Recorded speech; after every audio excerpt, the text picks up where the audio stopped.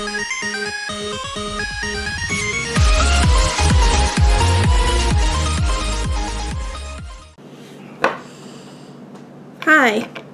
how are you doing?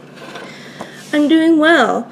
I know it's been a long time since I updated. It's been about oh my gosh, a week, 2 weeks. I'm really sorry. I don't like waiting this long.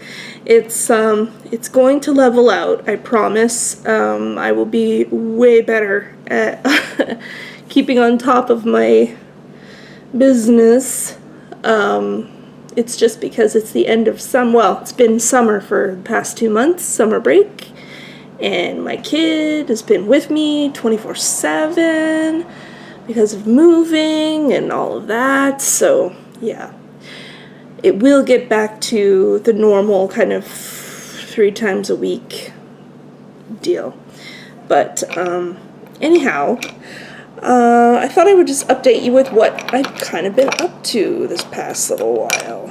I've started casting again because I was getting, to be fair, I was watching, I don't know why, but I've been really missing Teresa, TC Beads. Just like, it just randomly started. I was like, started missing her voice and her gestures and her everything about her, and I was just like, and I've been watching her videos again and again and again and listening to her and just being really sad. And then I thought about it and I'm like, oh my gosh, wait a minute. It's because she's next month on, I think it's the 9th or something, will be a year since she passed on and left us. That's probably why. That usually happens to me when somebody I care about has passed away. I will go through the first year feeling really awful, and then, you know, just when I think I'm starting to kind of get over it, I'll start thinking about them nonstop, and then that's usually why. It's because they've been gone for close to a year. Anyway, while we're on that subject, I want to say that Teresa's son, Nick, excuse me, Nick is a really, really nice guy, and he's opened an Etsy shop called Forever TC Beads. Or is it TC Beads Forever? One of the two. Anyway, just type that in on Etsy and you'll get it. He's posting a combination of her beads from her stash, and as any of us who loved her know, she was, as she called herself, a bead hoarder. And she really was. She has there's still a huge collection, and he's making his way through it. He told me in an Etsy conversation that it's kind of hard, and that's why he's just only recently started the Etsy store and going through the collection of stuff, and he's selling it very, very, very affordably, I gotta say. And I bought a few things, I think I got about 1,000 grams of beads altogether. He's usually measuring them in, I think, 200 grams a throw, so you can buy quite a few beads. And if the shipping is unreasonable, if you're like me and you're living in Canada and the shipping is going to be right out of control, because for me, I mean, TC lived in Michigan, as does her son, and you know, if you're like me and you live way, way, way, way over on the western side of the continent, the shipping can be astronomical. So I told him, I said, I'm spending like $20 on beads, and I'm gonna have to pay like $35 in shipping, so can we do something about this? And he was so kind, and I said, I really, these beads are special, I would really like them, because I know that your mom would want people to have her really cool collection of stuff. She would want other people who would love it as much as she did to have it. So I really want you to have the money, and I would rather spend it at your store than somebody else's. So he said, oh my God, yeah, that's way too much in shipping. So he fixed the I don't know what he did, but he fixed it all up so that I was spending half of that for shipping. So I was very, very, very pleased. His customer service is awesome. And I've been, kind of chatting with him a little bit and saying, we all miss your mom like crazy. Like, it's harsh. So just to let you know, like, you are not alone in missing her. I mean, of course, he and his sister have a way worse deal than us. Don't get me wrong. But yeah, I've been really missing her. And so I'm really happy I found that Etsy store. He's selling, her beads from her collection, like I say. And he's selling her, you remember how she made those beaded beads? She made those with, she's got a video that her channel, thankfully, is still up. And they were called core beads, and they're basically a peyote strip that she zips together and then puts those eyelets that are from scrapbooking supplies. She glues those in, and so they're like it's like a beaded tube with these metal sort of cowlings. I don't know how else to say it, but you know what I'm saying. It's kind of reminiscent of a Pandora kind of bead with the metal shell inside there. And so he's got lots of those posted, and he's got a ton of those waterfall bib necklaces that she made. She also made a video all about that tells you, how she made them, and she makes one, and of course, and there's so many. She wasn't lying in that video when she said she made a lot of those, because she did, and she had them, a whole bunch of them, because Nick is posting all kinds of them in all different colorways with all different stones, and just they're fantastic. So if you're in the market for one of those, and I just went today to look at that shop, and he's reduced a lot of things in price. Like, he's reduced the cost of those necklaces, which were already really cheap. He posted them, I think, at I think they were about 45 Canadian dollars. So I don't know what that works out to American, probably 35 or 37, something like that. And which I think is, really, really inexpensive for a beautiful, one-of-a-kind, very labor-intensive necklace. I've made that necklace myself following TC's tutorial, and it takes a buttload of beads and a buttload of time. So yeah, he already had them priced very nicely. I don't know why he reduced them. He just probably wants to clear them out as quick as he can, because it can't be an easy task going through all of this to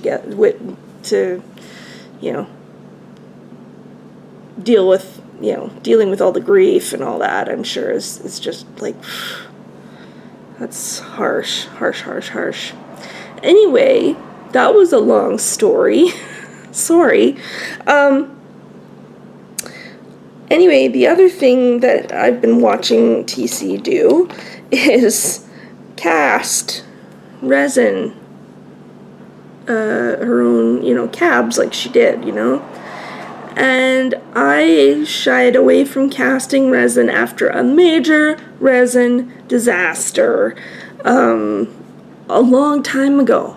Like a long time ago. I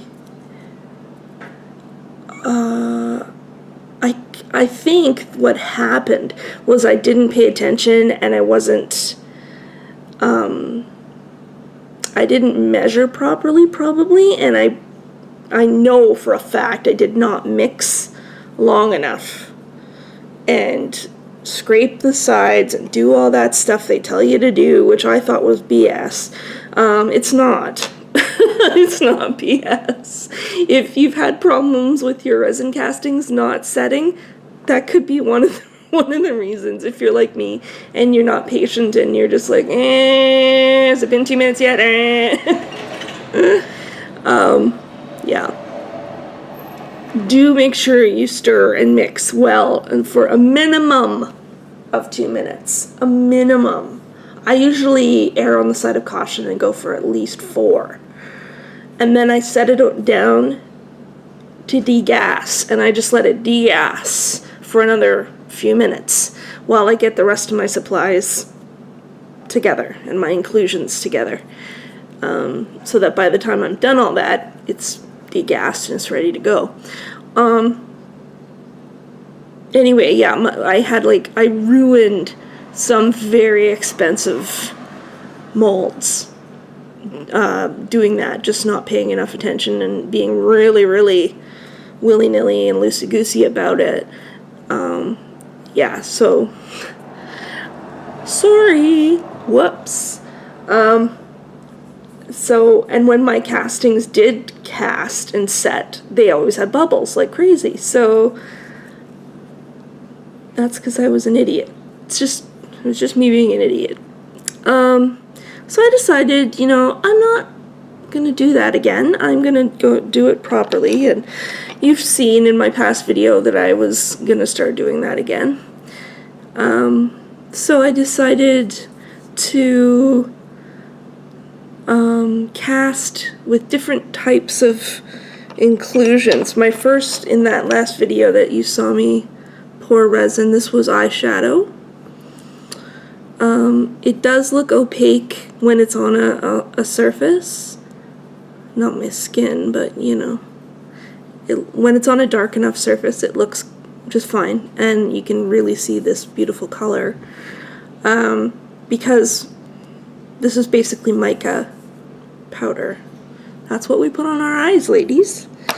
And then I thought, I like inclusions that are kind of in the project I'm working on, so I've been working on a purse panel and these sequins, and let's see,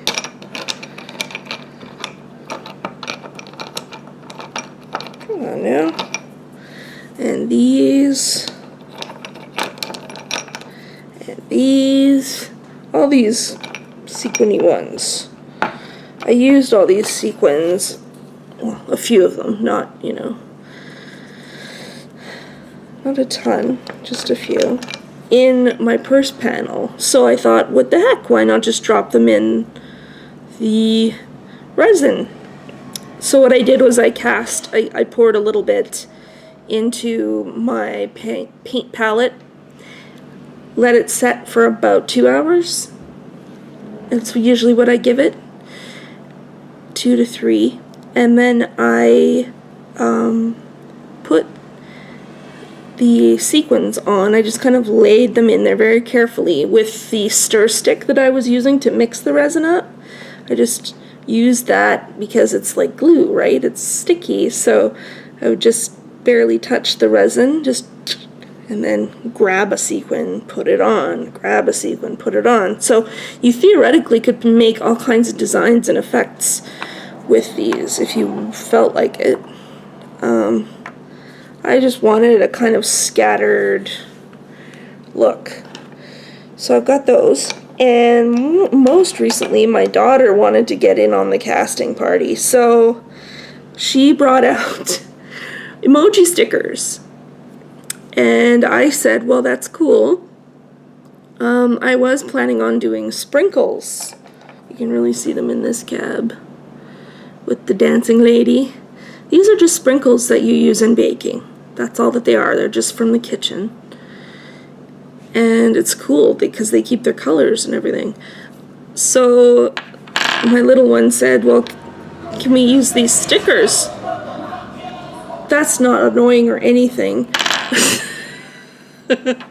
Always. I'm trying to, be on camera. She said, will stickers work? And I said, yes. Yes, they will. So, we had a good time picking out ones that we liked. Here's the hand, the wavy hand.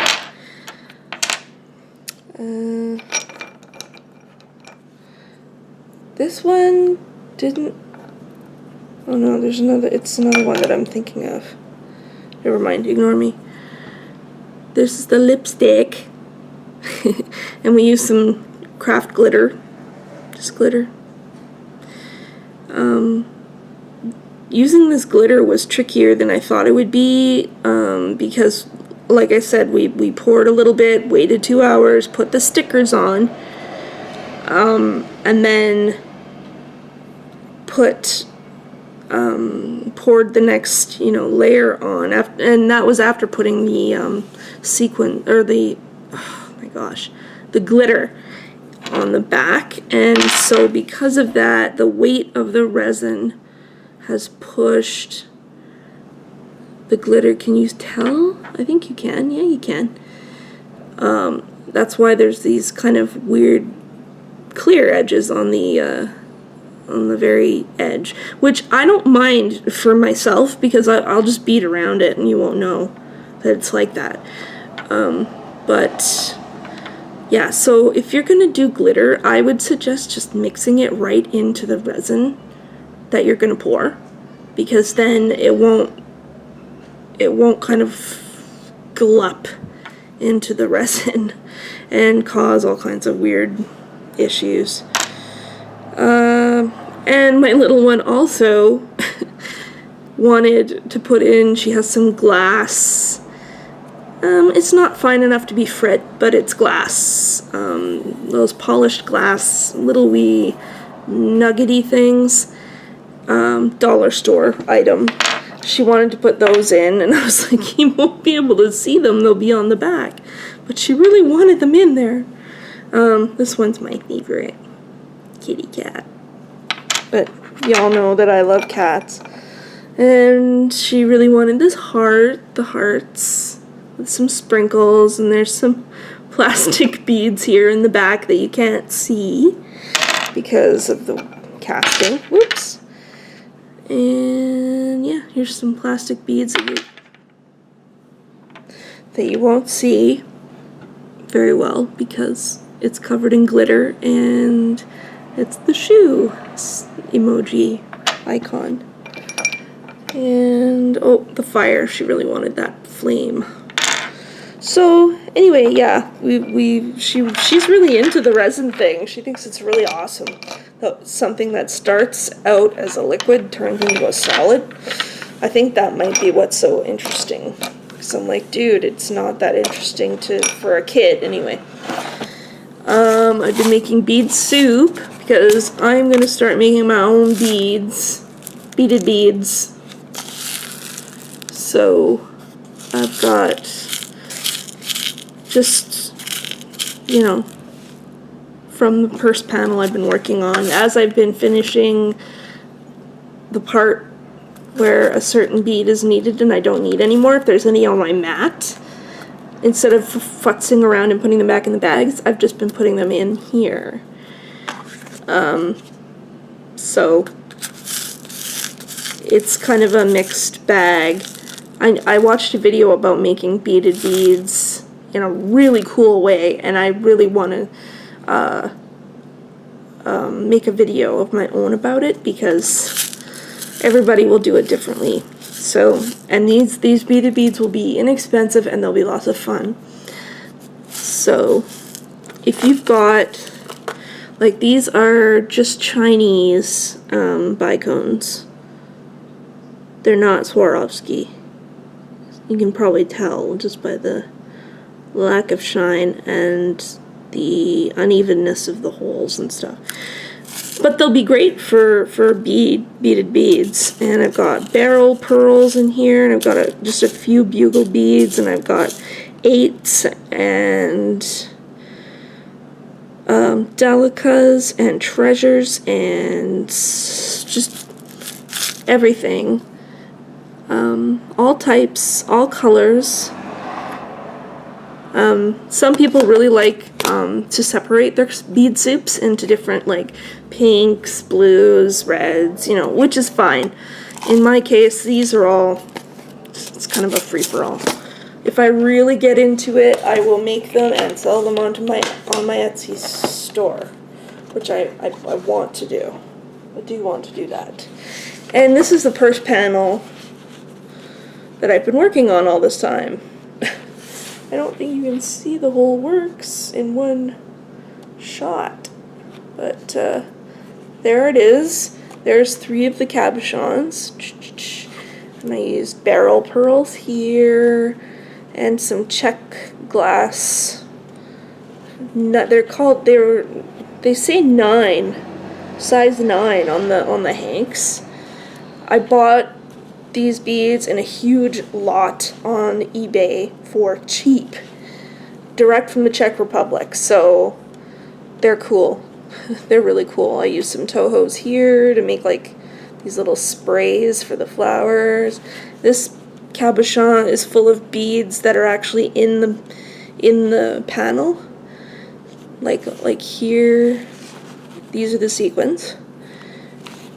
Here I did this is all the same stitch. It's size 6 beads or thereabouts, because they're Chinese, they're irregular, and I put just some cheap Chinese brown beads on all the beads except, just for some interest, the opaque green 6s. Those ones have the same color in the corresponding smaller size that came in the vial, because I bought the vials come in their bead soups. It was from Dollar Tree. You'll find them if you have a Dollar Tree in your area. Using Peltex, of course. It's the cheapest and the best. It's so cool for that. I used some Tila's here. This is all stop stitch as well, where you put the sequin down and a bead and then you go through it again and it stays in place. It's great. It's really fast. So it looks like you're a rock star. It looks like it took you forever, but it actually, in terms of bead embroidery, this didn't take very long. I think it took about 2 hours or 3 hours to do. But then again, I've been doing it for a little while, so I might be faster. I don't know. I've also gotten into ribbon work. So this fabric you see here is velvet, silk velvet. This is silk brocade, just for a bit of interest. And this is silk, red silk, 1/4" ribbon. And the rosettes are made by making a French knot. If you know anything about embroidery, you probably have an idea of how to do it. If you're interested in learning it, I can show you. Just ask me, and I will in the comments, and I will. I'll make a video about it. Meow. Because ribbon work is really cool, and it really adds great dimension to your work without taking up a ton of time. The rosettes are on top of a piece of hand-dyed silk ribbon. It's, I think 7 millimeters wide. It's not very wide. And then come over here. I did this today. If you follow me on Instagram, which you should, because I love pictures and I love posting things.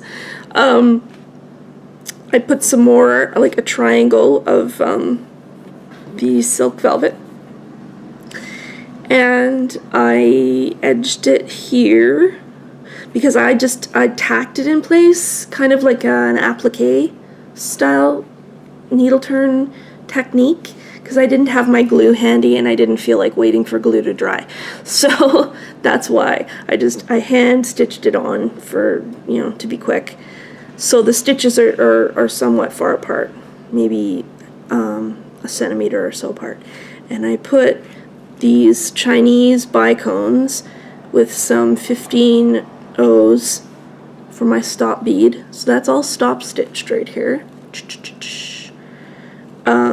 All this here is regular beaded backstitch, alternating the check beads and some Toho bugles. Just rows of that. It's nothing complicated. The rosette is done in an orange hand-dyed silk 7mm ribbon, and there is kind of a funky technique to getting the rose to look like a rose and not look like a mush.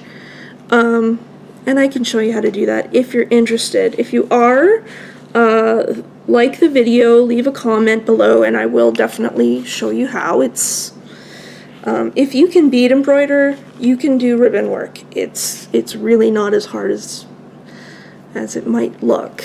And just to make it look more like a flower, I covered the base, because the ribbon goes to about here. So to cover that up and cover my stitches that I had to do to tack it down, I just decided, well, why not make it look like a flower, the butt of the flower.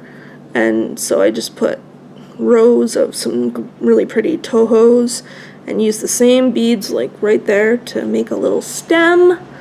And that's where I'm at with the piece. So I just have, these white areas to fill in, and it will be all done. And then I will brick stitch it. I'll glue it onto the purse that it goes with, and then I will brick it on, and I will have a way cooler purse. It's just plain black leather right now. The leather's fine, it's just incredibly boring. So yeah, that's what I've been up to. So I have been doing beadwork. It's just I haven't had the chance to show you because I have a little one around, and it's hard to do when she's around. So anyway, that's way longer than I intended it to be. I'm so sorry, but that's where I'm at. So I love you all, I miss you all, and I promise I will see you more often once September rolls around. After Labor Day, they go back to school, thankfully. It's been a long summer. So I will have stuff to show you, and we can talk, of course, on the platform. I love to talk to people if they have questions and stuff like that. So if you've liked this video, please do give me a like, and hopefully you'll think about subscribing. It's free. Go ahead and do it. It's awesome. And yeah, leave a comment below if you're interested in learning anything else about embroidery that maybe doesn't directly have to do with beads. It might, like ribbon work. I can teach. I know how to do cross stitch. I don't know if I'd be a very good teacher at it though. I know how to do free embroidery, so I can show you how to do some crewel stuff and general free embroidery. I'm more than happy to teach that kind of thing as well. It keeps my brain functioning on all cylinders, and it might bring some interest to you, hopefully. So thanks again for watching, guys. I will see you very, very soon. Bye!